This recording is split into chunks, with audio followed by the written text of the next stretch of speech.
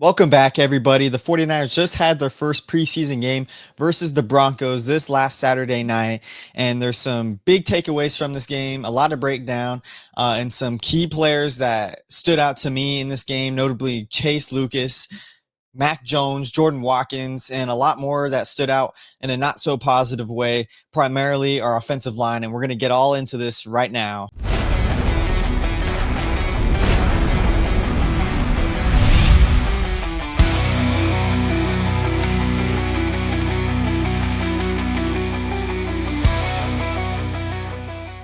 But before we go any further, let's talk about some of the injury updates after this game. Plus, the 49ers just signed running back Jeff Wilson, notably because of the running back issues that we've had with their injuries. But before we get into Jeff Wilson, number one was Upton Stout. Shanahan talked about some of the injuries that came out of the game.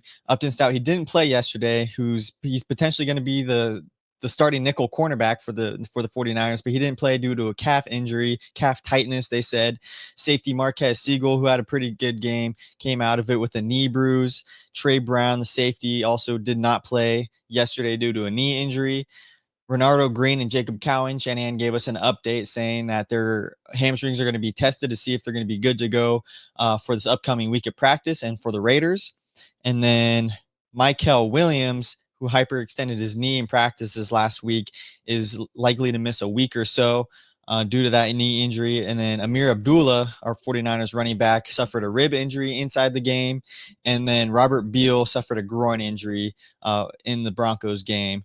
And so Amir Abdullah, that's the third running back to go down this training camp, this preseason for the 49ers. And so this is why it's been urgent for the 49ers. And looks like they're going to sign Jeff Wilson Jr. I believe it's just Jeff Wilson now due to the injuries. If you guys don't know already, Isaac Guerrero has been out with a shoulder injury. And then the 49ers rookie running back, Jordan James, who's expected to miss a couple weeks now due to a broken finger. And so now welcome back, Jeff Wilson. If you guys, he brought some fire to the 49ers backfield back with him and Raheem Mostert back in the day. So it's great to see him back in the building. It's bad, though, to see him back at the same time because of so many 49ers injuries. And, I'm not even going to get into this whole running back situation. Why did we trade Jordan Mason this offseason? It beats me knowing just how injury prone it seems like our running back situation has been. And Jordan Mason was a good running back, but that's besides the point right now. Injury updates, Jeff Wilson Jr. But let's just talk about the fact that 49ers football is back on our televisions. I'm excited for it. It was great to finally see some 49ers action again in the game for the Niners. It started well for them. They started with the ball. Mac Jones, the 49ers were going up against the Broncos' number one defense, and I believe 49ers defense were going up against the Broncos' number one offense. And for the first quarter, the 49ers were looking good. They scored a touchdown on their first drive, and then after that, it kind of went downhill for them. But defensively, the 49ers, I think, the first two drives put up zeros, and then I think the next two drives after that just gave up field goals. But, we're going to get all into it here. Let's just start out with the biggest positives that stood out to me against the Broncos on Saturday. Number one on the list right now is Mac Jones. So how did Mac Jones do? He was 4 for 7, 74 yards. I think he played 3 drives. And this is great to see. He's a solid, as of right now, it's looking like he's a solid quarterback too for the Niners, something that they didn't have last year. We had Josh Dobbs and Brandon Allen, and when Brock Purdy went down last year, these guys couldn't sniff out a win. It just wasn't pretty. So to see that the 49ers finally have a suitable backup for the Niners, suitable backup for Brock Purdy if he somehow gets injured. Mac Jones looked solid, and it's kind of funny because this is almost like a whole 360 moment for Mac Jones and the 49ers. Back in 2021, or it sounded like the 49ers were going to draft him. I think Shanahan was really high on Jones. I personally back then wasn't, because it was just basically an upgraded Jimmy Garoppolo. We got Trey Lance, and now all the way back around, it seems like Kyle Shanahan got his quarterback again. And seemingly Mac Jones at quarterback too, I'm happy with. He looked great out there. He threw for 74 yards, and the biggest play of the game for him was notably that 50-yard dime that he had to Jordan Watkins, rookie, which made a contested catch, and it was a great catch by him, great pass by Mac Jones. So, I mean, from the 3 drives I got to see from Mac Jones, I think the Niners are in good hands there. On the third drive, the third drive that he had got killed by an interception that was intended for Watkins as well, but it just looked like there. And Shanahan said after the game that him and Watkins just weren't on the same page. It looked like Watkins just got out of his cut too late, and then I think McMillan, the cornerback, just kind of jumped the route and picked off the ball on the sideline there. But overall, Mac Jones just looks solid, and the 1-2 quarterback situation for the 49ers is great right now. And we're going to talk about what went on with the 49ers quarterbacks after that. Carter Bradley and Tanner Mordecai. Oh, my goodness. Talk about some of the worst football you'll see. And just how much of a cliff the 49ers went off of after this first quarter of the game. It started out good. They're up 9-0, and then ended up the Broncos putting up 30 unanswered points against them, which was not pretty. But we're still talking about the positives here, and let's go into positive number 2, which I just talked about a little bit here, Jordan Watkins. And this is a guy that the 49ers have been talking about in training camp. A lot of the reporters saying he's been looking really good, and he had a great game for the most part as a rookie. He had that 50-yard contested catch. It looks like the Watkins is a speedy receiver. He's got sticky hands, able to bring that ball down for 50 yards. This was great. He had 3 receptions on the day, 56 yards.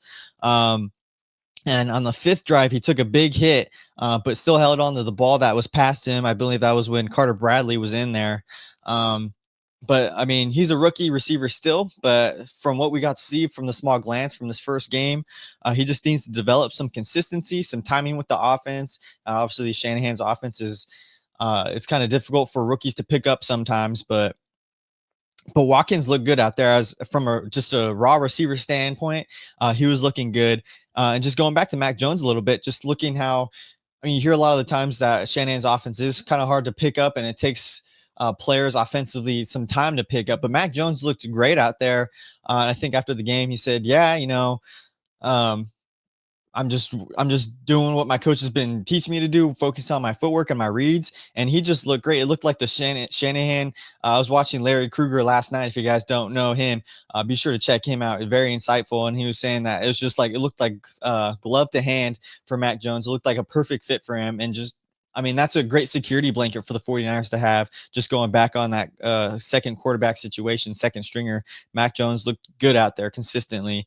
But coming back to Jordan Watkins, when we're talking about like our receiver situation with Brandon Ayuk going to be out for a couple weeks, Jennings, which is a little bit concerning. His calf is still bothering him. And they asked Shanahan last night about Juwan Jennings. And if you guys don't know, a couple days ago, you look at my Instagram, I posted about Juwan Jennings and his calf injury. Is it related to the contract dispute that they're having? He wants to get paid. He still hasn't yet. And now he's been out with this calf injury. But it does sound, after last night, it sounds like Jennings is actually legitly hurt. His calf, unfortunately, which is bad news for the 49ers receiver core. But Shanahan said that this calf injury he's been having, he was dealing with it last OTAs last year, and he was dealing with it again in this OTAs, and this time it's back again. So it's not good to see for Juwan Jennings. But from a Jordan Watkins standpoint, it looked like maybe the 49ers are going to be okay at receiver. If we have a Jordan Watkins and Ricky Pearsall tandem, they could become a good duo for Brock Purdy at the beginning of the year. Not to mention, though, when we have Demarcus Robinson, who's going to get suspended for his DUI, potentially Pearsall and Watkins as a 1-2 receiver if Jennings isn't going to be ready for the first part of the season. I mean, we'll have to see what Watkins could do more, but it's, as of last night, it's looking like the 49ers might have something there with Watkins. Number 3 biggest positive of last night's game, and this is my biggest player performance of the game, Chase Lucas. This man was everywhere last night. Defensively, he was the nickel cornerback for the 49ers last night, and he was on fire. The dude was making plays left and right. He had 8 total tackles, 5 solo tackles. He had a pass deflection. He led the team in tackles last night. And, I heard nothing about Chase Lucas this whole offseason, this whole training camp, and he just came out of nowhere. I was like, who isn't this number 26 character? And his name was Chase Lucas, and he was coming out all night long. And if he didn't make the team after last night, that's crazy news. He was out there starting for the game for the Niners with Upton Stout out. And if we have two nickel cornerbacks with Upton Stout and Lucas out there, the 49ers are going to be in good hands. Lucas, like I said, he was all over the field. Twice in the same drive, he was flying into the backfield to almost sack Bo Nix twice, blitzing on the outside corner, forcing an incompletion. And then on the second time, he forced Nix to throw it away when he was in the end zone, and that got the 49ers 2 points there with the safety, making the game 9-0 at that point in the game. So Chase Lucas, you are the player of the game, the MVP of the game. And I'm excited to watch Chase Lucas more. After the game, they talked to him a little bit, if you guys want to hear, and just the confidence that Lucas has. And Shanahan let him break down the team yesterday, and just hearing what he had to say. If we have this Chase Lucas come into the regular season as a cornerback, potentially as a leader eventually down the line too, this is the type of energy you want on the defense, and just the confidence that he kind of exuded from this talk last night, and also what he did out on the field. So here's Chase Lucas after the game. So Kyle let me break the team down, and I told him, I said, hey man, I said, we got to win this game. I said, if y'all looking for inspiration, look at 26. And I told him that. So if I'm going to say a statement like that, I got to go out there, blaze of glory, man. So I just hyped because I know everybody looking at me, and I was hoping to spark everybody up. Now that's some confidence here you hear from Lucas there, and also just kind of a leadership mentality that he had. If you guys want inspiration out there, come look at me. And he walked the walk. He talked the talk and walked the walk with that performance last night. Chase Lucas, it was just, I'm still stunned seeing it from this point of view. And like we said, I've talked about K'Wan Williams before. K'Wan Williams was the best nickel cornerback the 49ers have had in the past couple years. It's looking like Upton Stout, the 49ers have hit with him, the rookie cornerback here. But Chase Lucas, just on a depth standpoint for the 49ers in the cornerback situation, Chase Lucas is going to be a dog out there, and I'm excited to see what else he can do on the next two preseason games for the 49ers. So some other notable takeaways from this 49ers game is the offensive line depth. The offensive line depth is something that I've talked about before. A lot of the media's talked about before. Is it going to be an issue? And the answer is yes. It will be an issue if the 49ers can't stay healthy, if their starters can't stay healthy, predominantly on the offensive tackles. The 49ers look a little more solid depth-wise on the inside part of the line, but offensive tackles on the left side, on the right side, if Colton McKivitz and Trent Williams aren't able to stay healthy, the 49ers are in trouble. And I believe this was on, I don't remember I think this is the second drive of the game. Spencer Burford, who's starting the game for the 49ers, just was not looking good at all. There was 3 times in a row where he looked like he got beat by Bonito. From just watching the game, it looked like that's exactly what happened. Burford, just completely missing the guy, missing his blocks. But Shanahan, after the game, stated that it wasn't completely Burford's fault on these 3 drives, and Bonito just coming out of nowhere each time on the left side. Forcing a 3-and-out for the 49ers, a one-man job. This is what Shanahan had to say about the 3-play drive, where just it looked like Burford was awful. I believe one of them was on Luke Farrell, though. I think it was the second play in that drive where they pulled Luke Farrell over, the 49ers tight end, and it looked like he was supposed to chip Bonito off the edge or block him, obviously, and he just kind of missed him there. So I don't believe that one was completely Burford's fault, and that's kind of what Shanahan said here after the game. Bonito had a series where he just kind of ruined the whole series. How do you feel about your backups at offensive tackle right now? He did ruin that whole series. One was on our tight end going across the formation. He just played past all the way, so that wasn't on a tackle. But it was 3 plays in a row. The next 2 plays, we went on the quick counter, were lined up wrong, so he was able to jump the snap. So I thought that was a little tough for Spence. And then on the third down, We had a bust by a player who was supposed to be outside presence on him. Spence was expecting a chip, so he's just sitting there inside out, and there was no guy there. So Benito's a hell of a player, so we knew that would be a challenge. But I thought those 3 plays in a row were a little unfair to Spence. What did you think of? So that was Shanahan basically explaining what happened on that 3-play drive right there. Burford, it wasn't completely his fault, but I mean, just hearing things from training camp and seeing that 3-play drive that just did not make Burford look good throughout the game. He wasn't fantastic. He just looked slow out there as an offensive tackle. And so, I mean, that's one of the biggest concerns for the 49ers. And at this point of the offseason, are they going to have time to get another offensive tackle?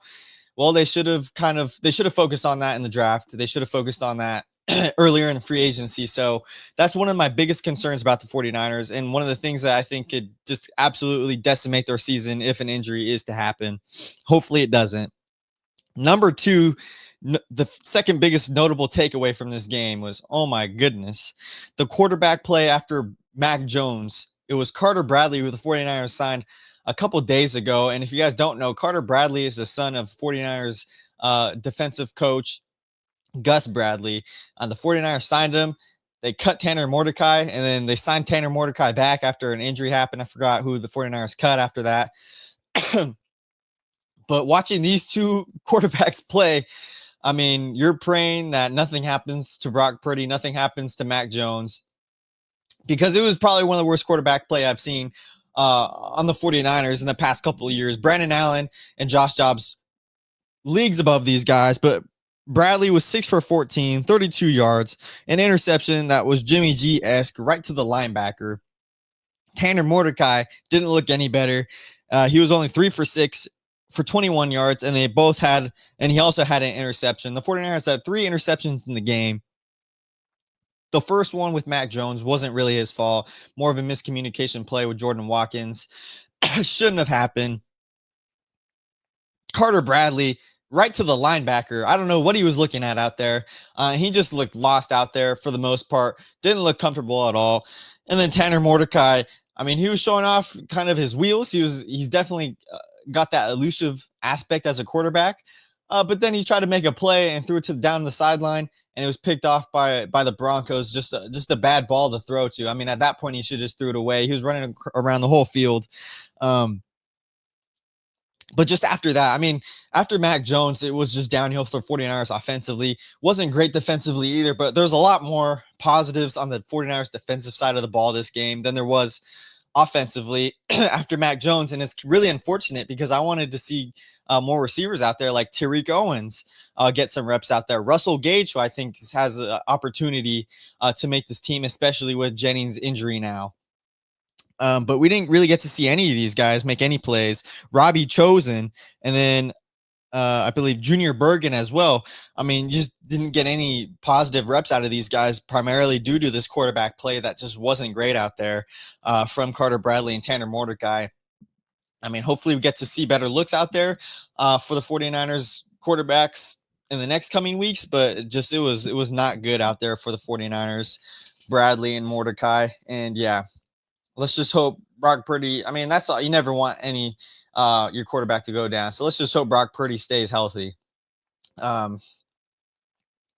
The third biggest takeaway also from this game was just the defense as a whole, and notably Robert Saleh. Robert Saleh, we haven't even really talked about it yet. Robert Saleh is back as the 49ers defensive coordinator, and just right out the gate, the 49ers second stringers and third stringers looked like they had that fire lit under them. It didn't look like, I mean, complete 180 transformation from last year's 49ers defense. And this was only the second stringers and the third stringers. I mean, every time Robert Saleh is a coach, I feel like his players play harder for him. We didn't see that out of the players last year for Nick Sorensen. And I don't want to talk about the Nick Sorensen era that much, but obviously that defense was pretty garbage last year. And seeing how the players played this year already, I mean, in this one game, it was a lot better. The players looked alive. They had fire under them. They had some energy to them. And the guy that basically had all those emotions tied up in one was Chase Lucas. I mean, he's like the epitome of a player under Robert Saleh. That man was running the defense and running it well. They played great in the first against the Broncos' first string offense. And like I said before, the first 2 drives, they forced punts. Next 2 drives after that, they forced field goals. But this defense, one of the biggest things that I already saw off the bat from the beginning of the game was this defense is able to tackle in the open field, which is something that Nick Sorensen's defense wasn't able to do last year. The tackling was awful, and it looked like Robert Saleh has cleaned that up a lot just in this one preseason game. And I think the first time I noticed it in this game was, we're going to get into it now, is the defensive rookies that stood out. And safety Marquez Siegel was the player that kind of was one of the big standouts for the defensive rookies last night. And kind of what I was saying, that Saleh kind of cleaned up the tackling problem for the 49ers from last year. Marquez Siegel had a great tackle in the open field, where a lot of times last year, 49ers players would be either getting juked out or just not being able to wrap up offensive players. And Siegel made a great play. And he was one of the biggest standouts for the 49ers in this game. He had 7 total tackles, 5 solo tackles, and he had a pass deflection. And unfortunately, he suffered a knee injury. Hopefully, it's not too serious. Like I said before, Shannon said it looks like it's just a knee injury, or a knee bruise, excuse me. But just seeing off the bat that a rookie made a good tackle in the open field, that's just a complete transition from what the 49ers looked like last year. And it's a good sign to come in the coming weeks for the 49ers and going into the season. Another player that stood out to me defensively was defensive tackle CJ West. This man was everywhere on the defensive line, getting into the backfield. He had one great play, disrupting a run play where he split a double team to disrupt a run, and he allowed another 49ers defensive players to make the tackle for the loss on the run play. CJ West is kind of like the 49ers new DJ Jones, and CJ West was talking about after the game that he actually went up to DJ Jones at the end of one of the practices or something, and just kind of started talking to each other. And CJ West said in college he kind of modeled his game after DJ Jones, and because of Jones's and his weight and just like their build, and they have a similar game style. And so I'm excited for West. I don't know if it was going to be a starter right off the bat, but for talking about depth for the 49ers, I was excited to see what West was able to do, and able to get into the backfield multiple times and just disrupt a couple of plays. Another defensive rookie that stood out, but not in a good way, was linebacker Nick Martin. Nick Martin, I've heard a lot of good things coming out of OTAs and training camp for him, saying he's very smart, very physical. Unfortunately, he didn't look his best in this game. He had, I think, 2 missed tackles. He had 5 total tackles in the game, but he just didn't look disciplined in the game. I can't say too much about him because I really didn't see too much from him. But just basing off of the stats that I've seen, he had, I think, 2 or 3 missed tackles. And he's obviously raw at linebacker. And we saw yesterday, I think, Stone Blanton, who was an undrafted free agent, looked, I don't want to say leagues better, but looked a lot better than Nick Martin. And Tatum Bethune, second-year player for the 49ers, also looked a lot better than Nick Martin. And looks like, I thought towards the middle of training camp, it was going to be a chase between D. Winters and Nick Martin for the second linebacker spot. But right now, it's looking like Nick Martin's not going to be even in that third spot right now. It's looking like after last night's game, Tatum Bethune, who was all over the field and making plays, was looking great. I can look up Bethune's stats right here. But Bethune and Blanton both making a lot of plays defensively for a linebacker for the 49ers. And Nick Martin, not so much. And again, I can't say too much about what I saw from Nick Martin because I didn't really get to see him all that much. Just wasn't from paying attention from the game. You just didn't see him. A lot of good things happen for him. But I can see right here, Tatum Bethune had 6 tackles in the game. Blanton had 5. And then Bethune had 5 solo tackles himself. So yeah, Bethune was making a lot of plays out there. And so this linebacker depth, these backers depth that the 49ers have for defense is looking really good. I'm kind of excited for it. I thought it was going to be kind of more serious. I mean, we'll definitely have to see as the next 2 preseason games come along. But just after this one game so far, I'm getting a little more excited for the 49ers depth on linebackers and on their cornerbacks and safeties a little bit. Now, another rookie that stood out to me, and I haven't even talked about yet, and he's nicknamed the Hulk, Sebastian Valdez. He shared a sack with Robert Beal last night in the second quarter. Sebastian Valdez had 4 tackles on the night and 1 tackle for the loss. And this is another guy I've barely even heard of in camp, but he looked like another solid defensive tackle for the 49ers. The man, I think, is a 300-pound man. No wonder why he's nicknamed the Hulk. This guy was on the field, and he was making plays as well, disrupting the backfield. Again, I can't say a lot about him, but just from seeing it raw live, Valdez looks like another good depth piece that can continue to grow, continue to develop for the 49ers, and could become an essential piece maybe down the line for the 49ers this season. So very excited to see that. Valdez, undrafted free agent for the 49ers. And I could do a video about him too, probably later down the line, just talking about where this man is even from, because I barely even heard about him going into camp and seeing him last night. And that's why I just love preseason, just seeing the hidden gems almost, if you will, that comes out of preseason, things that you don't really see in training camp. But I mean, there's some players that just they don't really open your eyes during practice, but then when they're on the game field, I mean, they're football players and they play like football players. And last night it looked like Valdez was a football player out there and a potential pro. So I was happy to see what Valdez did. And then I got to talk about Darrell Luter Jr. as well. He battled some injuries last year. He was a rookie last year, cornerback for the Niners. He had 5 tackles last night and a pass breakup that was almost an interception in the end zone.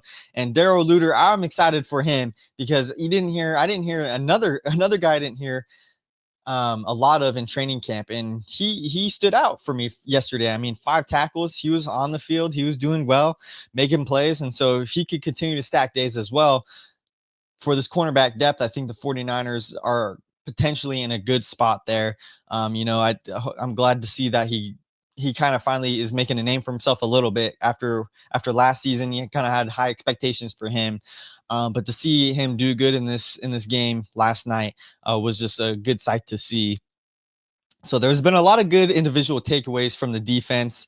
And like I said, the cornerback depth looks solid. We're going to have Diamador Lenore, Renardo Green, and probably Upton Stout as our 3 starting cornerbacks. But then we're probably going to have Luter, Lucas, Trey Brown, and Jacob Robinson, who I think also made a couple good plays last night. I didn't see too much about him, undrafted free agent. I mean, we're going to have to probably let go of maybe 2 of these guys, but from a good cornerback standpoint, it looks like the 49ers are going to have a good situation when it comes down to cut downs because it looks like the cornerback house is looking pretty good. Now, the biggest concerns for the 49ers, and I already talked about it, and it's definitely this offensive line depth. And I think the depth as a whole for the 49ers isn't fantastic, especially when we go down. We don't know exactly how the 49ers wide receivers are going to be looking going into the season. Or, I mean, a lot of them are rookies as well. I said it's good to see Jordan Watkins play well, but you want Jawan Jennings back and Ricky Pearsall to stay healthy. But I think just depth as a whole for the 49ers is the biggest concern. But offensive line over and over and over again is going to be the 49ers' biggest concern for the season. And if the 49ers aren't able to stay healthy in this department, it's going to derail the whole season for the Niners. And it's something you don't want to see. Now, besides that, though, another player that I have not even talked about for this last night is going to be a dark horse candidate to make the 49ers roster. And once again, is another player that I haven't really heard of going into this training camp, but he shined a little bit last night. And that's the 49ers running back, undrafted. I think he's another undrafted free agent, Corey Kiner. Corey Kiner, he had 45 rushes on 10 attempts. He flashed some speed, some physicality, kind of a little reminiscent. I think he's a little smaller, but he kind of reminded me of Jordan Mason a tiny bit. And I think he potentially can make the roster, especially when we see that the 49ers running back situation is kind of bleak right now, with Garendo out with a shoulder injury, Jordan James, the 4th round pick, out with a finger injury. Patrick Taylor, we saw last night with the only touchdown for the 49ers. I thought Kiner looked better than than Patrick Taylor, just from a physicality and just like a speed standpoint. And I mean, we're gonna have to see more from Kiner, but I think he's a player that you have to watch for going into these next 2 weeks of training camp and of the preseason. I want to see a lot more of Corey Kiner. So he is my dark horse candidate to make this 53-man roster after last night. And he's an undrafted free agent from Cincinnati. In his last season as a 49er, his last season in college, he ran for 1,150 yards with 4 touchdowns. And I believe he was top 5 in college football for I think broken tackles. So this man is physical. He could break away, and he showed some good signs yesterday with 45 rushing yards. And he has now a chance to capitalize on all these reps with Jordan James out, Isaac Guerrero out, and now it's looking like Amir Abdullah out with a rib injury. The 49ers just signed Jeff Wilson as well, but Corey Kiner, dark horse candidate for the 49ers this season, and I'm excited about him. So next up, one of the last things I want to do before the end of this show is stock up, stock down. So whose stock went up in this game going into the 53-man cut down, and whose stock went down? And it doesn't mean they're necessarily going to get cut, but just after this last game, didn't look impressive to me at all. But let's start with the stock up. The guys' stocks who went up in this last game: Chase Lucas, my number 1 man and player of the game right there. Jordan Watkins shined a little bit. Marquez Siegel shined. CJ West doing some damage in the backfield. Tatum Bethune in the linebacker position. Happy to see him there, second year in the league. Jones, Valdez, Darrell Luter, Corey Kiner, and Stone Blanton, all guys who I think their stocks went up for the 49ers. That was Mac Jones, Sebastian Valdez, and Darrell Luter Jr. And some of the surprises there, like I said, is Corey Kiner at running back, Stone Blanton, undrafted free agent, linebacker, Sebastian Valdez, undrafted free agent, defensive lineman, Darrell Luter Jr., didn't see anything from him his rookie year. Cornerback situation, good. Tatum Bethune, second-year player. I mean, a lot of these guys, it's funny to see a lot of these guys whose stocks went up are undrafted free agents. And, they're fighting for a spot. They have everything. They have nothing to prove. They have everything to prove, but no stress behind it because they're trying to show people that they belong here and that they're undrafted and that they deserve to be on a football team. And I like Corey Kiner a lot. I like Sebastian Valdez. I like Marquez Siegel. All these guys showed a lot of fight in them. Chase Lucas, my number 1 man, showed fight out there. So their stocks all went up for the 49ers. Now, I have a shorter list for the stocks that went down for the Niners, and that's going to be Nick Martin, linebacker. Obviously made a couple bad plays. I did see today that he was very critical about himself, saying that he obviously didn't play good yesterday. And that's great to see. Rookie, taking accountability for how he played, and hopefully he can see the things that he did wrong and correct them going into this week of practice and going into week 2 of preseason. So I'd love to see it. I mean, we can't be out on Nick Martin yet. He's a rookie, he's going to make mistakes. He's got a lot to learn. Spencer Burford, stock is continuing to go down on him, and he's the man that's giving me all the stress in the world for the 49ers and for this offensive line. I think enough is said there. Carter Bradley, quarterback number 2 in this last game. I don't know why the 49ers signed him. I don't want to call it nepotism because his dad is a coach on this team, but I think you might want to call it nepotism because he was not looking good out there. And then Tanner Mordecai, the 49ers signed last year, cut him this year, signed him back again.